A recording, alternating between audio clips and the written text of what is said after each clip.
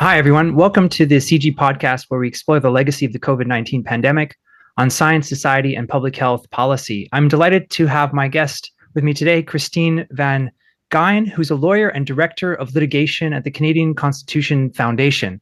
She's the author, along with Joanna Baron, of the 2023 book, Pandemic Panic, How Canadian Government Responses to COVID-19 Changed Civil Liberties Forever. Now, the CCF has been at the forefront of civil liberties litigation in Canada on many issues, but also especially COVID. So it's great to have you on the podcast, Christine. Thanks so much for having me. So in your book, Pandemic Panic, right? In the introduction, and I think this is important for the whole framing of the book, you bring up Emily Oster, the American economist, her plea for a pandemic amnesty, and you say that there's actually a second response to pandemic mishaps that you've seen, which you call a memory hole. Can you just give us a sense of why you started the book in this way and what a memory hole means exactly? Yeah, so I love Emily Oster. I think that the work that she does is fascinating and interesting.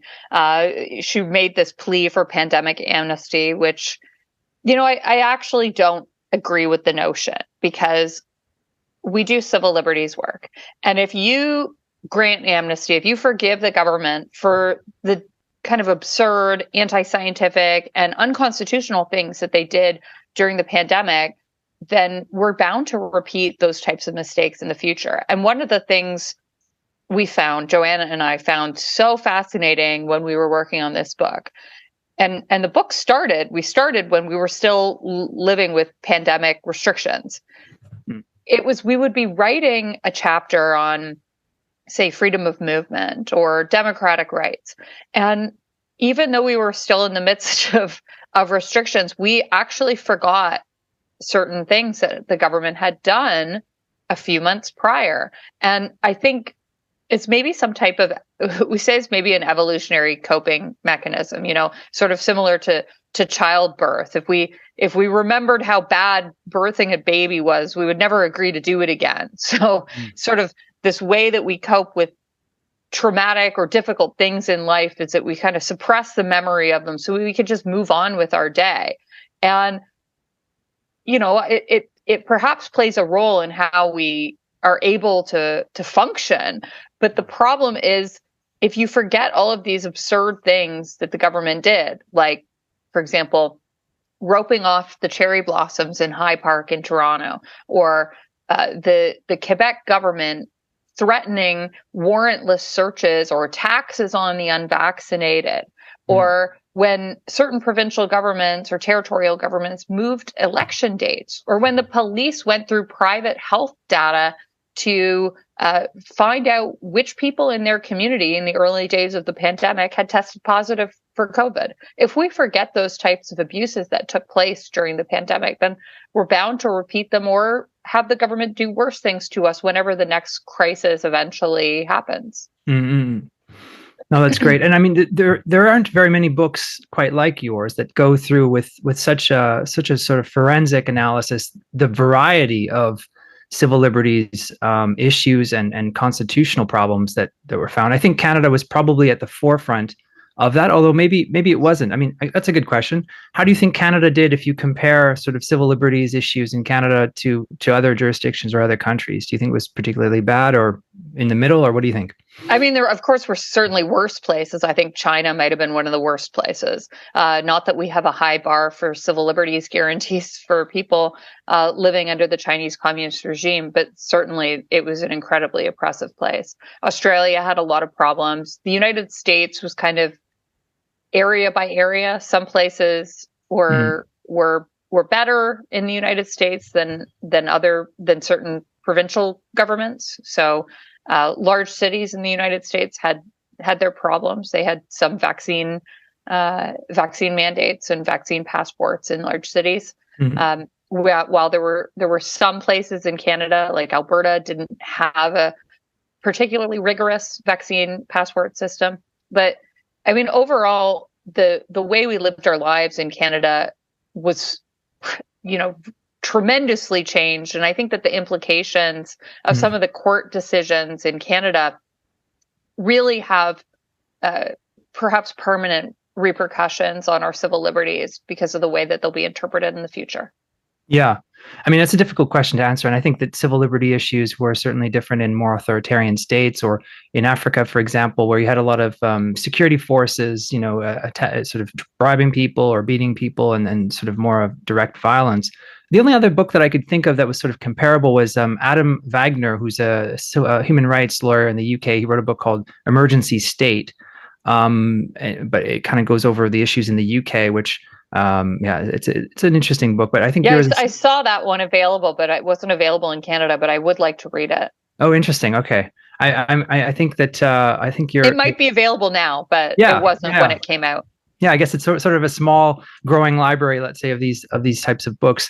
But just kind of, I want to get to that title really, which you say that the response to COVID changed civil liberties forever in Canada. But before asking that question, for a lot of people listening, Americans, people from Europe, they might not understand the particularities of the Canadian Charter of Rights and Freedoms, which I think is quite integral to understanding how these issues unfolded in Canada. Can you just give us a sense of sort of civil liberties in Canada and sort of the malleability of the concepts? I would say that's kind of an important thing. Yeah. So the way Canada's Charter of Rights and Freedoms is structured is there are different sections of the Charter that protect, your traditional civil liberties, fundamental freedoms. So you have a guarantee to the right to freedom of assembly, freedom of movement, the privacy rights, equality rights, expressive rights, religious freedoms, democratic rights. These are all guaranteed in different sections of the Charter. But there's a section 1 of the Charter which sort of allows the government to put reasonable limits on all of these rights. And these are what the text of section 1 says: reasonable limits as are demonstrably justified in a free and democratic society. So the onus is on the government to justify a limit on your fundamental rights. And they do that by going through this test that shows that there's a rule prescribed by law, that you're balancing that there's a proportionate balance between the objective, that there is a legitimate objective, and that the approach taken by the government minimally impairs on the right, and that it is in the interest of an objective that is balanced against the right. So that's a test called the Oakes test. It's a 3-part test, and it was used quite freely in the pandemic. A lot of governments justified their restrictions on rights by relying on Section 1 of the Charter. And what we saw was that courts, from my perspective, I think courts are often very deferential to government to begin with, that they often allow governments to justify limits on our rights using Section 1 of the Charter.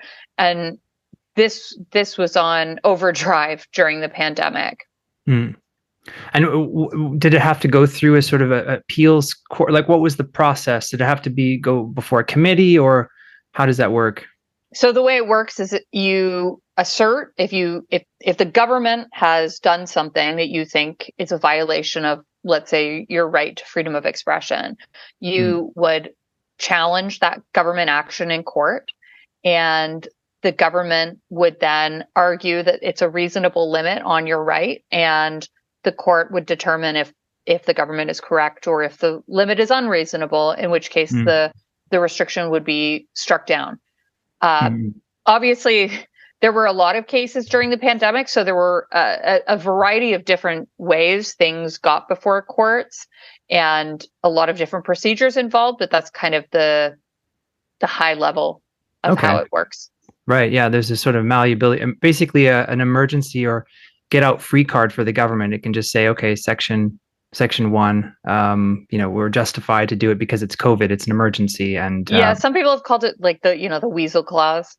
Right. The weasel clause. Okay. So, so in the book, you actually go sequentially through these rights and freedoms that are in the Charter.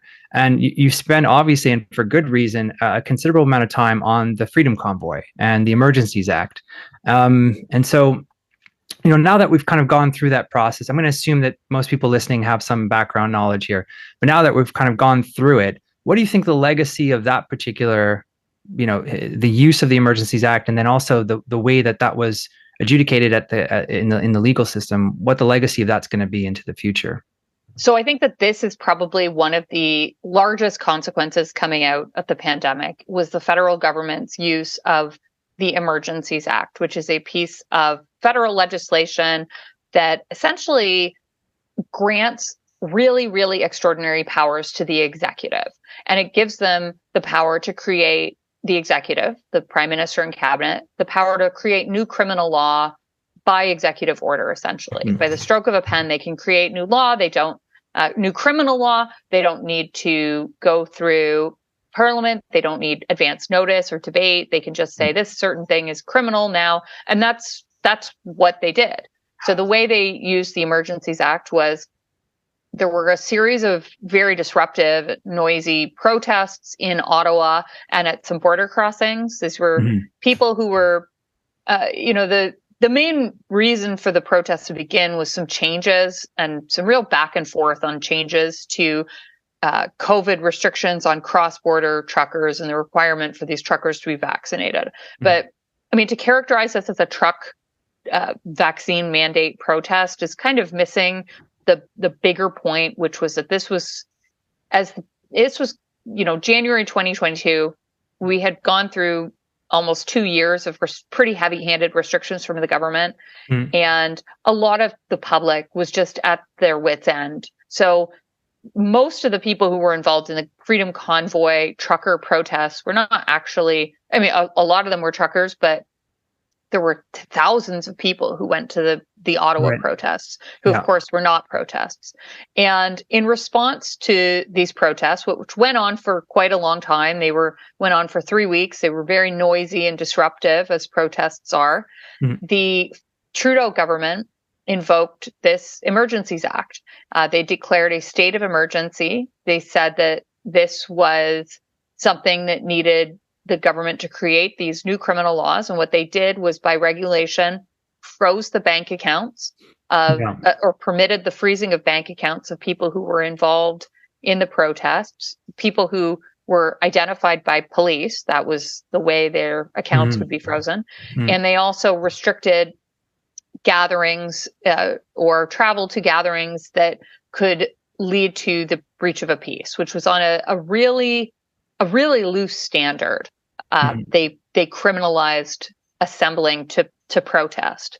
So we at the Canadian Constitution Foundation challenged the federal government's invocation of that legislation, the declaration of the emergency, and the regulations that froze bank accounts and that prohibited gatherings. We brought that to court for judicial review, and we were successful. The federal court the book came out before the result of the decision, but the result of the decision was momentous. And the federal court found that the Trudeau government's use of that extraordinary legislation was illegal, was unconstitutional, and it was unreasonable, that there was no national emergency and the declaration was illegal. And so, how do you think that when was the decision? That was about 6 months, a year plus ago. Do you remember the date? The date that the decision came out, I think it was in November. Okay, right. And how do you feel that the media covered that? Like, how was it sort of framed? And then a related question, how did the Trudeau government respond to that? I mean, at the time, I seem to have thought, okay, a lot of governments have fallen for a lot less than this. I mean, there's a very, very high chance he would be replaced, right? And if there was a sense of sort of decorum, let's say, or more. What do you think? So the Trudeau government is appealing the decision. They announced their intention to appeal within, I think, 14 minutes of the decision coming out. And keep in mind, this is a decision that was about 200 pages long. So I would be surprised if they had finished reading it, even as a team. Right. Their loss was total, and it was a political humiliation. Yeah. So the Trudeau government, though, they have no admission that what they did was wrong. Right. They still believe that their use of this extraordinary law Hmm. that really is meant to deal with, acts of war, terrorism, Yeah. natural disaster of a massive proportion, that this was appropriate to use to freeze the bank accounts of people who were protesting on Parliament Hill Hmm. certain domestic policies, Hmm. citizens of their own country. So So they did not admit any wrongdoing. right. So if the appeal is struck down, are there any repercussions? Like, can the Prime Minister evoke the Emergencies Act? A court finds that it was unlawful, and then sort of there's nothing that happens. I mean, what's the consequence? So from our perspective, we're a civil liberties organization. What we care about is providing clarity to the law so that a future government knows that the way that Right. it was used here was inappropriate, that they would Yeah. not want to go through this same process where their use of it was declared to be illegal. Mm. I don't do civil litigation where, we represent people who've been harmed, specifically who are seeking damages. But I do know that there are people who are suing the government, who were involved in the protests and had their bank accounts frozen, or perhaps had altercations with police or were Yeah. arrested. I do know that there are some people who were involved in the protests who are suing the government, and the finding of illegality by the federal court is helpful for their cases. Okay. Right. So in the book, you go through a lot of other examples, right? Hello. I'm sorry, Asher. Can you go downstairs? That's all I'm right. sorry, Fine. love. I'm sorry. Oh, hey, we all have It's kids. school break. Yeah. So Hey, he's supposed to be with Nana right now. Go right. down and play with Nana, love. Well, at least the schools are not closed, right? So that's good. Yes, he missed that. He's only 5, Yeah. so he never had to experience. He has no memory. I said something about COVID the other day, and he said, "What is COVID?" Oh, I'm like, interesting. yes, please. I don't want you to remember that. But my older kids, it's a different story. Right. A lot of learning loss. So in the book, you talk about a lot of other examples, right? Things like the alert app, the vaccine mandates, snitch lines, cell phone tracking, also government censorship. What would be kind of, if you had to sort of pick, 2 or 3 really good examples of overreach, other than the Freedom Convoy? What would they be? And what are the examples in the book that you bring up? So there's a huge variety, right? So some of the examples that really stand out the most are the Emergencies Act is an example because of how massive the overreach was, like how and what the long-term implications are of allowing the government to act the way they did by declaring that protest to be a national emergency. Some of the other examples are interesting for other reasons. Perhaps because of their absurdity, and even things that didn't happen are memorable because of how extreme they were. So I'll give you a couple of examples.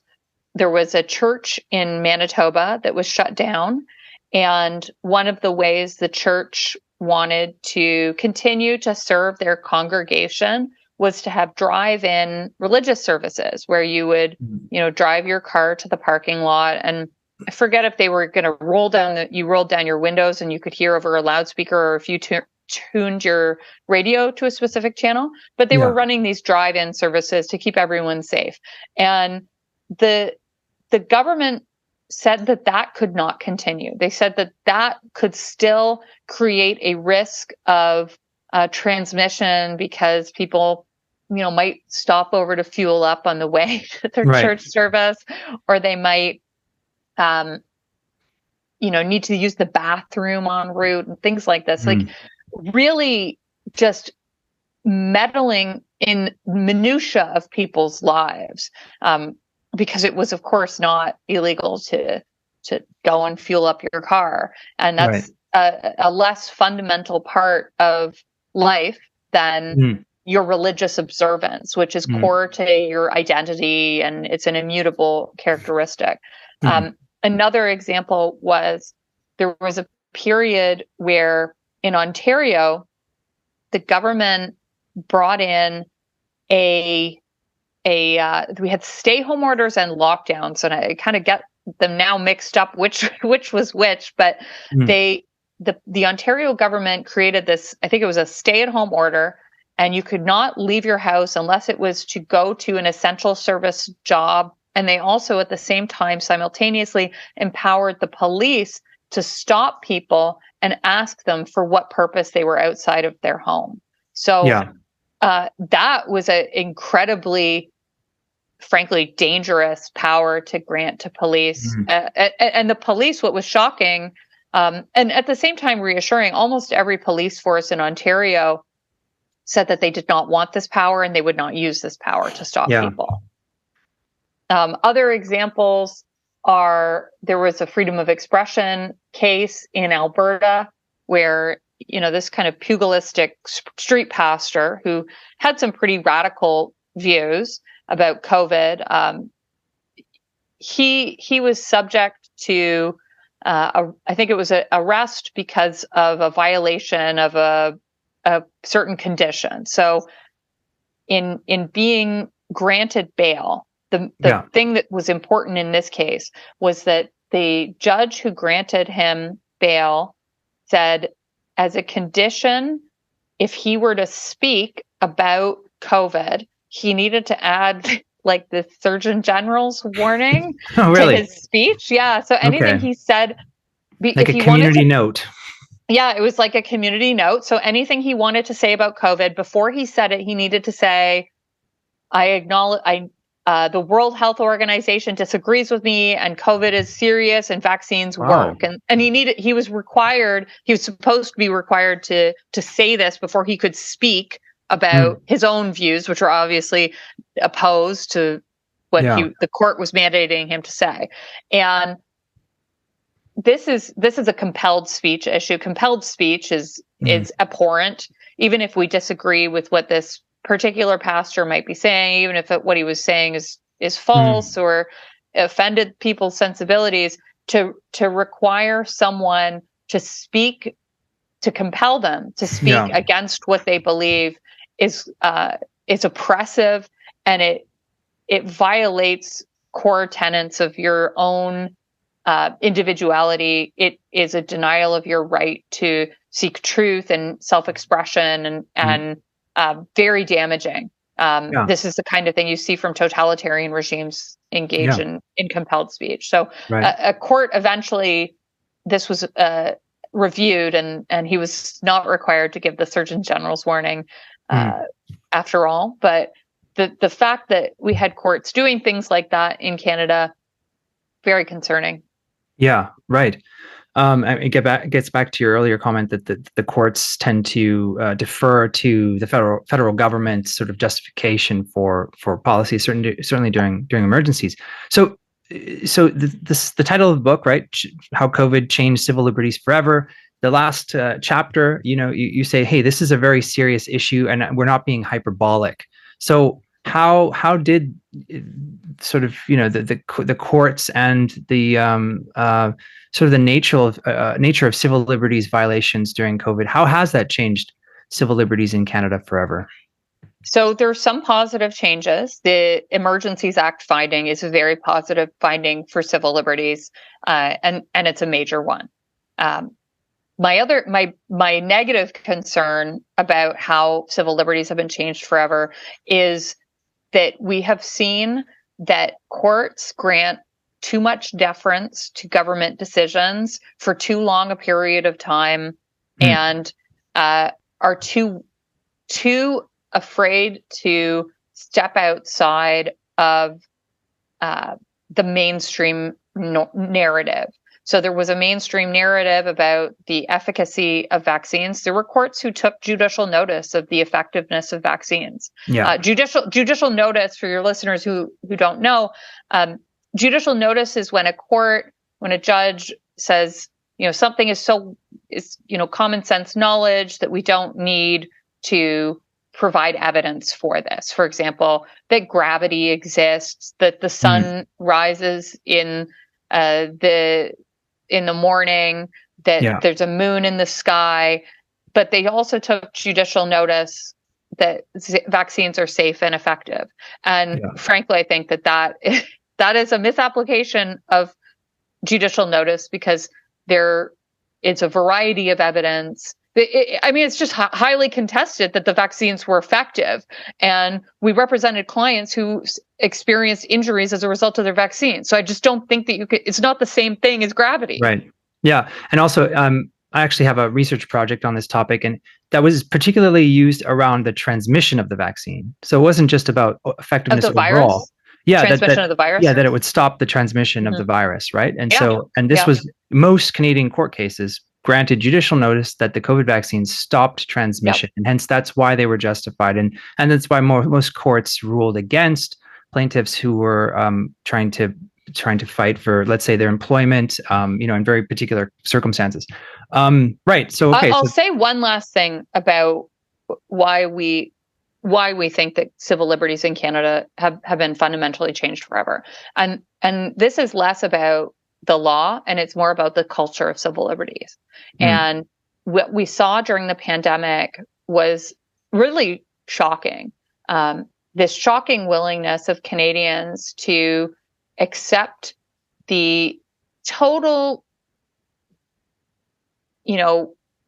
violation of rights, the willingness to marginalize viewpoints and people with whom one might disagree, and the willingness to snitch on your neighbors. There's a story I have in the book about a law school classmate of mine who, we had little babies at the same time right before the pandemic, and her son turned 1 in the winter of 2020 or maybe early 2021.